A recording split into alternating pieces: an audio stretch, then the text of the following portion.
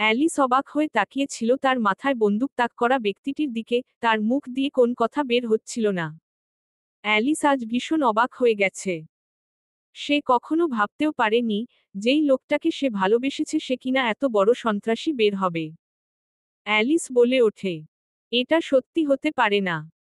ততক্ষণে পুরো চারচটা যেন মৃত্যুপুরীতে পরিণত হয়েছে। চারিদিকে রক্ত এবং নিথর দেহ। এত সবকিছুর পরেও এলিসের পুরো নজর তার সামনে দাঁড়ানো ব্যক্তিটির দিকে। এলিসের চোখ থেকে টুপটাপ অশ্রু পড়তে লাগল। অন্যদিকে ব্যক্তিটি তখন অনেকটাই স্থির। অন্য একজন মুখোশধারী ব্যক্তি এসে বলল, দাঁড়িয়ে আছো কেন? এই মেয়েটাকেও শেষ করে দাও। এমন সময় হঠাৎ করে পুলিশের গাড়ির সাইরেন বেজে উঠতেই সন্ত্রাসীর দল সচেতন হয়ে যায়। এতক্ষণ ধরে বন্দুকের মুখে থাকা এলিসও সাহস করে বলে ওঠে, এটা কি সত্যিই তুমি ইয়াসিন? কিন্তু এটা কিভাবে হতে পারে?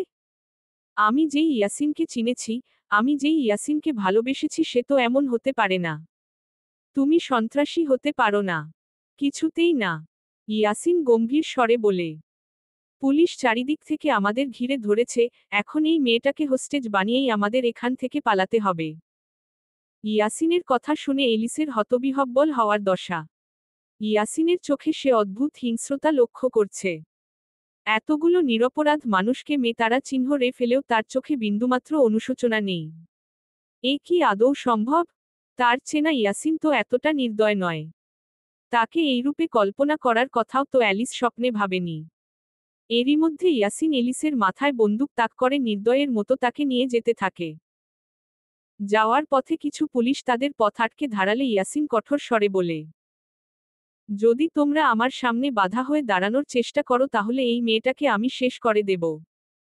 এলিসকে বাঁচানোর জন্য পুলিশ সদস্যরা আর সামনে আগায় না। এই পরিস্থিতির সুযোগ নিয়ে ইয়াসিন দ্রুত এলিসকে সাথে নিয়ে পালিয়ে যায়। তার পুরো মুখ ঢাকা ছিল বিধায় তার পরিচয় জানা কারো পক্ষে সম্ভব না। তাছাড়া সে গলার স্বরটাও বদলে অন্য টোনে কথা বলছিল।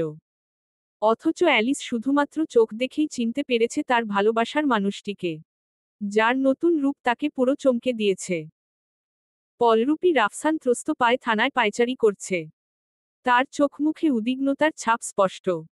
এরই মধ্যে এলিজা ছুটে আসে রাফসানের কাছে। সে এসেই রাফসানকে বলে, আমার বোনটাকে ওই সন্ত্রাসীরা কোথায় নিয়ে গেল? ওর কোন বড় ক্ষতি হয়ে যাবে না তো? আমার ভীষণ চিন্তা হচ্ছে আমার বোনের জন্য। ও অনেক ইনোসেন্ট একটা মেয়ে। না জানি ও এখন কি অবস্থায় আছে, কেমন আছে। আমার আজ নিজেকে ভীষণ ব্যর্থ মনে হচ্ছে মিস্টার পল। এত বড় একজন গোয়েন্দা হয়েও আমি কিছু করতে পারছি না। আপনি এভাবে ভেঙে পড়বেন না মিস এলিজা। আপনার বোনের কিছু হবে না। আমরা চেষ্টা করছি তাকে উদ্ধার করার। আপনার বোনকে বাঁচানোর সর্বাত্মক চেষ্টা করব আমরা। এমন সময় মিষ্টিও সেখানে চলে আসে।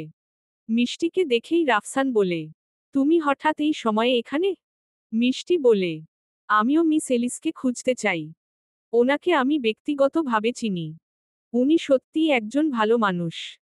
তাছাড়া, আমি চাই না আর কোন মানুষ ওইসব সন্ত্রাসীদের শিকার হোক। আজ ওইসব সন্ত্রাসীরা চার্চে হামলা চালিয়ে 15 জন নিরপরাধ মানুষকে হত্যা করেছে। মিস এলিসি একমাত্র জীবিত ব্যক্তি এখনো অবধি।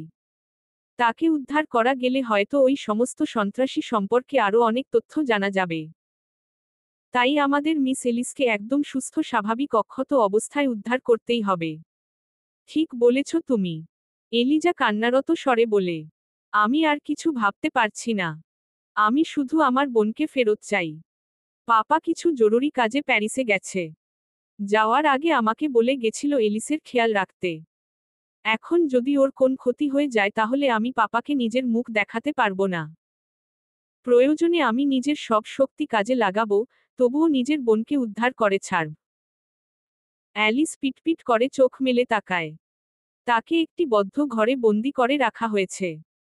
চোখ খুলে তাকাতেই সে বুঝতে পারে তাকে ওইসব সন্ত্রাসীরা বন্দি করেছে। তাই তো সে চিৎকার করতে শুরু করে। এলিসের চিৎকার শুনে কিছুক্ষণ পরই একটি ব্যক্তি ছুটে এসে তার মুখ চেপে ধরে। এত অন্ধকারের মাঝেও ব্যক্তিটিকে সে চিনতে পারে। এই স্পর্শ, এই গন্ধটা যে তার বড্ড চেনা। অ্যালিস ক্রন্দনরত স্বরে বলে ওঠে, ইয়াসিন, এটা কি সত্যিই তুমি? আমার না এখনো বিশ্বাস হচ্ছে না এটা তুমি। ইয়াসিন এলিসকে বলে। বিশ্বাস করো বা না করো, এটাই আমি। আর এটাই হলো বাস্তব। তুমি কেন এতগুলো নিরপরাধ মানুষকে তারা চিহ্ন রে ফেললে?